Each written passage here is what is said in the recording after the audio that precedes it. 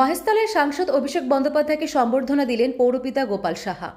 দক্ষিণ চব্বিশ পরগনা বজবজের চরিয়াল ব্রিজের দ্বিতীয় লেনের শুভ উদ্বোধনের আগেই মহেশতলার বাটা মোড়ে ডায়মন্ড হারবারের সাংসদ অভিষেক বন্দ্যোপাধ্যায়কে সম্বর্ধনা জানালেন মহেশতলা পৌরসভার 34 নম্বর ওয়ার্ডের পৌরপিতা গোপাল সাহা। ডায়মন্ড হারবার জেলা পুলিশের ছিল কড়া নিরাপত্তা।